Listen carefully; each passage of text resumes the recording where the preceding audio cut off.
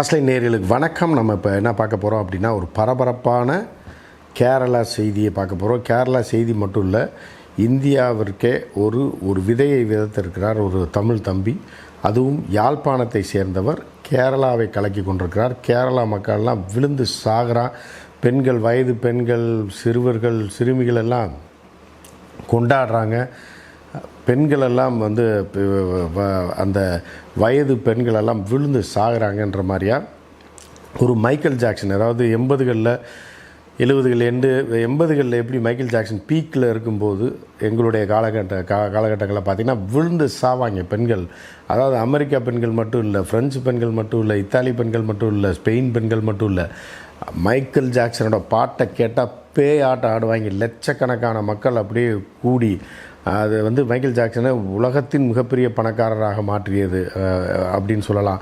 So அந்த மாதிரி Michael Jackson வெறி கொண்டு, அதாவது அப்படியே தன்னைத்தானே மாய்த்து கொள்வார்கள், கதறி அழுவாங்க.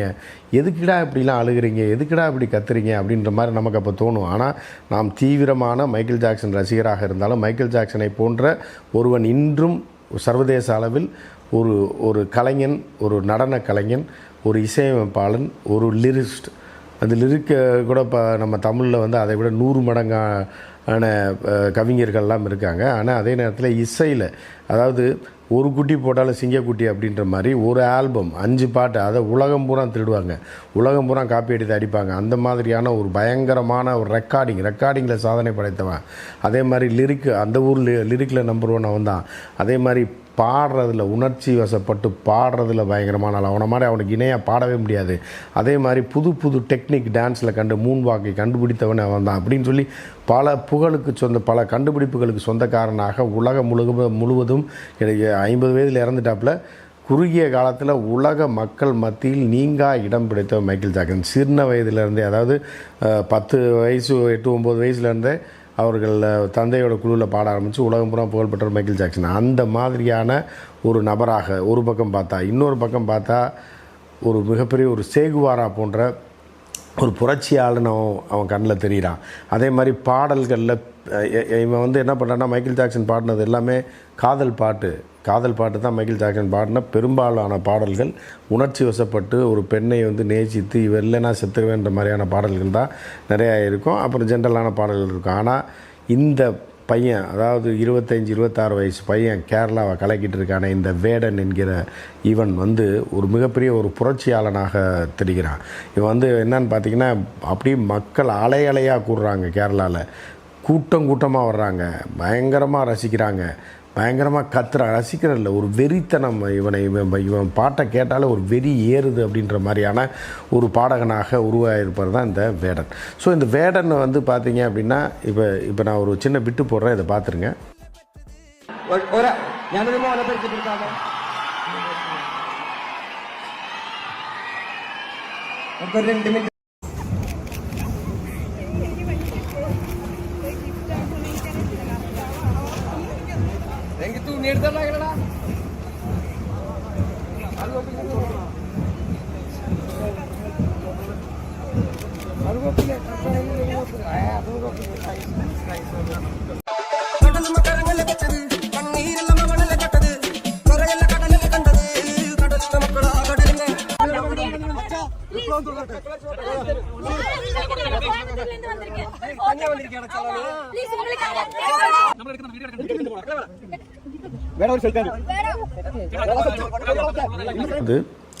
வாய்ஸ் ஆஃப் வாய்ஸ்லெஸ் அப்படின்றது தான் இந்த தம்பியோட முதல் பாடல். அதிலே பயங்கர ஹிட்டாரான். கேரளா முழுவதும் தெரிச்சு ஓடுறாங்க. சரி, இவன் அவ்வளோ பெரிய ஆள், அவங்க அப்பா யார் அம்மா யார் அப்படின்னு பார்த்தீங்க அப்படின்னா, இவங்க அம்மா வந்து ஒரு ஈழத்தமிழ் அகதி, யாழ்ப்பாணத்திலிருந்து போர்க்காலங்களில் தப்பி வந்த ஒரு அகதி பெண்மணி. அந்த பெண்மணி பல்வேறு முகாம்களில் அடைக்கப்பட்டு திருச்சி முகாமில் அடைக்கப்பட்ட போது ஒருவருடன் காதல். அந்த நபர் ஒரு மலையாளியாக இருக்கிறார். அங்கு பணிபுரியும் போது திருச்சியில் ஒரு நபர் மலையாளியாக இருக்கிறார். அவரை திருமணம் செய்து கொண்டு ஒரு கட்டத்தில் நேராக திருச்சூர் வந்துடுறாங்க. திருச்சூரில் வந்து அவர்களுக்கு 3 குழந்தை பிறக்கிறது. அதில் 2வது பையன்தான் அந்த வேடன். ஸோ இந்த வேடனோட பேர் வேறு. ஆனால் வந்து வேடன் என்பது இவன் வந்து சிறு வயதிலிருந்தே மிகப்பெரிய ஆழமான அறிவு கொண்டவனாக இருந்திருக்கிறான். 10வது வரைக்கும் தான் படிச்சிருக்கிறான். உலக அரசியலை படித்திருக்கிறான். உலகத்தில் என்ன நடக்கும் அக்கிரமங்கள், கொடுமைகள், அடக்குமுறைகளை பற்றி படித்திருக்கிறான். இவன் அடக்குமுறைக்கு ஆளாக்கப்பட்டிருக்கிறான். இவன் தாய் ஒரு ஒரு ஒரு ஒரு இன துவேஷத்தால் ஒரு இன அழிப்பு நடவடிக்கையின் போது தப்பி வந்தவர். ஒரு இன அழிப்பில் சிக்கியது, ஜாதி மதம் கடந்து இன அழிப்பில் சிக்கிய ஒரு தாய்க்கும் ஒரு சாதிய ரீதியாக ஒடுக்கப்பட்ட ஒரு தந்தைக்கும் பிறந்தவன் தான் இந்த தம்பி வேடன். ஸோ இப்போ என்ன பண்ணுறான்னா, இவன் அங்கே போய் இருக்கான், கேரளாவில் போய் அங்கேயே செட்டில் ஆகிடுறாங்க, அங்கேயே இருக்கான். அவனுக்கு படிப்பு வரலை. இந்த மாதிரியான ஞானிகளுக்கு ஏட்டு படிப்பு எதுக்கு அப்படின்ற மாதிரி தான் இருக்குது. எப்படின்னா, அதாவது அவனுடைய பாடல்களில் வந்து கேரளாவை மட்டும் சொல்லலை. இவன் என்ன சொல்கிறான் அப்படின்னா, ஒரு லைன் மட்டும் நான் சொல்கிறேன். நான் பாணனும் அல்ல, நான் பறையனும் அல்ல, நீ வந்து மன்னனும் அல்ல அப்படின்றதான் ஒரு பாட்டு துவங்குது. அதை பாட்டாக படிக்கிறான். நான் வந்து வசனமாக சொல்கிறேன். நான் பாணனும் அல்ல, நான் பறையனும் அல்ல, நீ வந்து தம்புரானும் அல்ல அப்படின்றான். தம்புரான்னா மன்னன் அல்ல. அதனால் நான் பானம் கிடையாது, பறையன் கிடையாதா, நீ வந்து மன்னனும் கிடையாதா, எல்லாமே ஒன்று தான்டா அப்படின்ற மாதிரி தான் இந்த பாடல் துவங்குது. இது வந்து எப்படி அப்படின்னு பார்த்தீங்கன்னா, சாதிய ரீதியாக அடக்குமுறையை வைத்திருப்பவர்களுக்கு ஒரு பெரிய சம்மட்டி அடியாக இருக்குது. ஏன்னா எல்லா மனிதனும் ஒன்று தான் அப்படின்னு. ஆனால் இந்த வேடன்ட்ட ஒரு பிடித்த ஒரு மிகப்பெரிய குணம் என்னென்னா, அவன்கிட்ட வந்து திமிரோ இல்லை இன்ஃபீரியாரிட்டி காம்ப்ளெக்ஸும் கிடையாது, சுப்பீரியாரிட்டி காம்ப்ளெக்ஸும் கிடையாது. அவன் வந்து என்ன நினைக்கிறான் அப்படின்னா, எல்லாருக்கும் ஒரு டீச்சர் மாதிரி அவனோட பிஹேவியர்ஸ் இருக்குது. வேடனோட பிஹேவியர்ஸ் எல்லாத்தையும் கொஞ்சிறான். தன் வயது பெண்களை அவன் கட்டி அணைக்கிறத பார்த்தாலே அவன் காம பார்வையிலையோ இல்லை காமத்திலையோ இல்லை காதல்லையோ கட்டி அணைக்கலை, குழந்தைகளாக நினைக்கிறான். அந்த வீடியோ நீங்கள் பார்த்துருப்பீங்க. அதில் ஒரு பொண்ணு வந்து சட்டை வாங்கி கொடுக்குறான் அவனுக்கு. வந்து வேடன் உனக்கு நான் ஒரு சட்டை வாங்கிட்டு வந்திருக்கேன், அதை வாங்கி ஜாலியாக பேசி எனக்கு ஒரு சட்டை வர்த்தி வாங்கிட்டு வந்திருக்கடா பொண்ணு அப்படின்னா அவளை கட்டி அணைக்கிறான். ஒரு தங்கையை போல் அவனோட பார்வையிலையும் அவனோட கட்டி அணைப்புலையுமே அதில் காமம் தெரியாது, எதுவுமே இல்லாத ஒரு இது. அதே மாதிரி இப்போ இவனை பிச்சுக்கிட்டு உயிரை கொடுத்து வராங்க. ஏன்னா இவனை மேலே உள்ள பற்றுதலில் ஒரு வெறியில் வராங்க. ஹியூமன் கேட்டல்ஸ் பெருவாரியாக அப்படிதான் இருப்பாங்க. அப்படி வரும்போது அவர்களையும் தன் சகோதரியை போல், இங்கே பாரு யார் காலில் விழுகாத, என் காலில் ஏன் விழுகிற அப்படின்னு, இது இவர்களோட புத்தி. அதாவது ஜாதி மதம் இனம் மொழி இதெல்லாம் தாண்டி என்னென்னா ஹியூமன் கேட்டல்ஸோட புத்தி என்னென்னா, ஒருத்தர் பிடிச்சிச்சின்னா அவன் காலில் விழுது கும்பிட்றது, அவன் பிடிக்கலன்னா அவன் கழுத்தில் ஏறி மிதிக்கிறது இவங்களோட கேரக்டர். சரியா? அந்த மாதிரி அப்பையும் அறிவுரை சொல்லி, இங்கே பார் என்ன நீ காலெல்லாம் விழுகாத, எவனாக இருந்தாலும் தம்புராங்காலாக இருந்தாலும் விழுகாத, நம்பூரி காலாக இருந்தாலும் விழுகாத, எவங்காலே விழுகாதன்னு சொல்லி அட்வைஸ் பண்ணி அனுப்புகிறாப்புல. ஸோ இப்படிப்பட்ட ஒரு புரட்சியாளனாக திடீரென புரட்சியாளர்கள் புரட்சி சிந்தனையாளர்களை எல்லாம் வந்து நீங்கள் வந்து அவ்வளோ சீக்கிரம் வந்து அமுக்கி வச்சிட முடியாது, அடக்க முடியாது. எப்படின்னா தானாக வீர் கொண்டு எழுவாங்க. இப்போ வந்து கம்யூனிஸ்ட் ஆட்சி கேரளா நடந்துகிட்டு இருக்கு. அவர்களே இவனை அடக்க பார்க்குறாங்க, வழக்கு போட்டிருக்காங்க, கஞ்சா வழக்கு போட்டு உள்ளே வச்சு கடைசியில் சங்கிகள் இவருக்கு இந்த தம்பிக்கு எதிராக செயல்படுவதை கண்டு இவர்கள் பேக் அடிச்சிருக்காங்க. இதில் வந்து சாதி மதம் இனம் மொழி அடக்குமுறையில் போட்டோம் பார்த்தீங்கன்னா, கம்யூனிஸ்ட்காரனாக இருந்தாலும் சரி வலதுசாரியாக எல்லாமே ஒன்று தான். அதிகாரம் உள்ளவன் எல்லாமே ஒரே மாதிரி தான் பிஹேவ் பண்ணுவான். ஆனால் என்னென்னா இதில் ஒரு பெரிய ப்ளஸ், இடதுசாரிகள்கிட்ட ஒரு பெரிய ப்ளஸ் என்னென்னா, கொஞ்சம் அடி வாங்கினா திருந்திடுவாங்க. சரி ரைட் ஓகே, இந்த பையன் வந்து நம்ம இந்த சமூகத்துக்கு தான் செய்கிறான்னு சொல்லி. ஆனால் வலதுசாரிகள் அப்படி அறிவுகட்டத்தனமாக பண்ணிட்டாலும் திருந்த மாட்டான். நம்ம செஞ்சது தான் சரின்னு கடைசி வரைக்கும் இருந்து அதை அழிக்காமல் விட மாட்டான். அதான் இடதுசாரிக்கும் வலதுசாரிக்குள்ள ஒரு சிறிய வித்தியாசம். எனவே இடதுசாரிகள் வழக்கு போட்டாலும் அதுக்கப்புறம் விட்டுட்டாங்க. இந்த சங்கிகள் உள்ள களத்தில் இறங்கி இந்த பையனை வந்து மிகப்பெரிய டார்ச்சர் கொடுத்து வழக்குகளை அதாவது முதலமைச்சர்கள் அமைச்சர்கள் மீதே வழக்கு போடுறாங்களே, இந்த பையன்லாம் சாதாரண அல்லன்னு. அப்புறம் என்ன பண்ணால் புலி நகம் வச்சுருக்கான்னு சொல்லி ஒன்று மேலே கேஸ் இருக்குது. அதுக்கப்புறம் மோடியவே எதிர்த்து பேசிட்டான்னு. அப்புறம் மத ஜாதி இன தூவம்சத்தை இது பண்ணி இது வந்து பெரிய கலவரத்தை உண்டு பண்ண பார்க்குறாரு இந்த தம்பி அப்படின்னு சொல்லி ஒரு சங்கி ஒருத்தி அவள் வந்து சாதாரண லோக்கல் கவுன்சிலர், அவள் போய் கம்ப்ளைண்ட் கொடுத்துருக்கா. அதை கம்ப்ளைண்ட்டாக ஏற்றுக்கிட்டு அதை ஒரு வழக்காக பதிவு செஞ்சு அந்த வழக்கு நடந்து கொண்டிருக்கிறது. இப்படி வந்து தம்பி வேடன் வந்து பார்த்திங்க அப்படின்னா ஒரு புரட்சியாளனாக உருவெடுத்து வருகிறான். அவனை யாரும் அடக்க முடியல. அவனோட லிரிக்கெலாம் பார்த்திங்கன்னா சும்மா கேரளாவை பற்றியோ அடக்குமுறை இந்த ஜாதியை இதெல்லாம் இல்லை. சேகுவாராவை பற்றி பேசுகிறான். சேகுவாராவுடைய புரட்சியை பற்றி சொல்கிறான். அவனுடைய பாடல் வரியில் கேஷுவலாக இந்த ஜென்ரேஷனுக்கு என்ன புரியுதோ அந்த மாதிரி மண்டையில் அடித்து சேகுவாராவை பற்றி பாடல்களில் சொல்கிறான். ஃபீடல் கேஸ்ட்ரோவை பற்றி சொல்கிறான். அதே மாதிரி யாசர் அராஃபத்தை பற்றி சொல்கிறான்.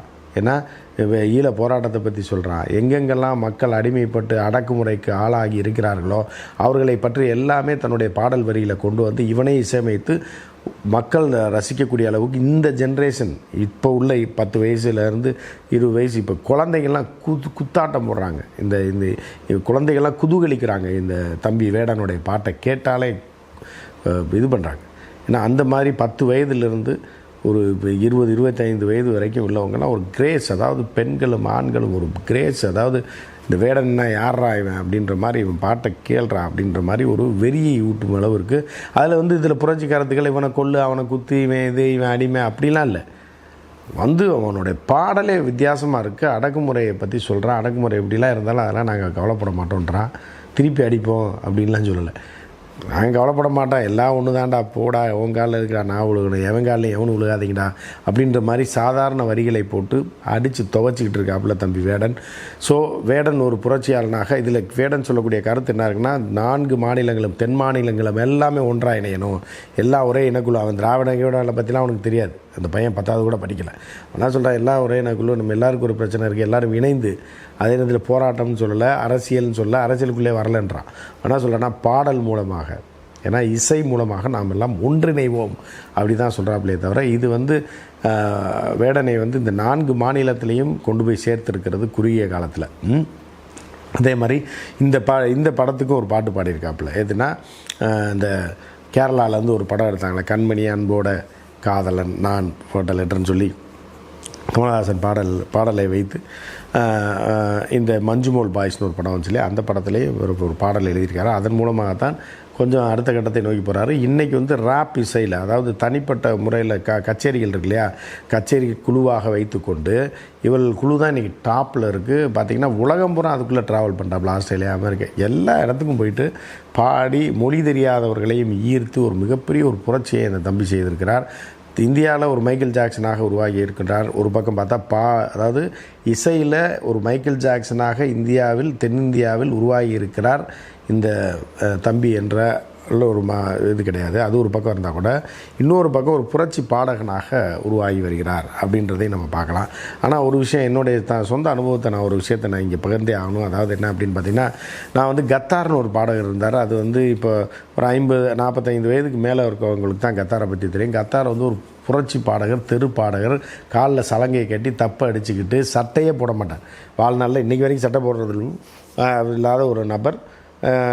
அந்த கத்தார் வந்து இப்போ 80களில் வந்து நக்சல் பாரி இயக்கத்தில் ஒரு உறுப்பினராக இருந்தவர், புரட்சி பாடகராக பெயர் பெற்றவர். அவர் வந்து சூட்டட் சைட்டு ஆர்டர்லாம் இருக்குது அவர் மேலே. அவர் வந்து தேடப்படும் ஒரு குற்றவாளியாக இருந்தாலும் மக்களை திரட்டுவதில் அங்கங்கே போய் கிராமங்களில் திடீர்னு போய் பாட்டு பாடுவார். எல்லாரும் புரட்சிகரமான கருத்துக்களை வந்து அப்படியே மக்கள் வந்து கொதிச்சு எழுந்துருவாங்க. கத்தார் பாடினார், தப்பு அடித்து ஒத்த காலில் மட்டும் சலங்கை கட்டிட்டு ஆடி பாடினா ஒரு 2 பாட்டு பாடிட்டு அதுக்கப்புறம் ஆள் எஸ்கேப் ஆகிறார். ஆள் அங்கே இருக்கவே மாட்டார், போலீஸ் வரக்குள்ளே எஸ்கேப் ஆகிறார். இப்படி ஒரு புரட்சி பாடகனாக இந்தியா முழுவதும் அறியப்பட்டவர் கத்தார். இதே மாதிரி தான் 80ஸில் எப்படி தம்பி வேடன் வந்து வந்தாரோ இதே மாதிரியாக அனைவரையும் அந்த காலத்தில் வந்து இந்த மாதிரி கச்சேரி பெண்களை இருக்கக்கூடியதில் அது வறுமை உள்ள காலம்.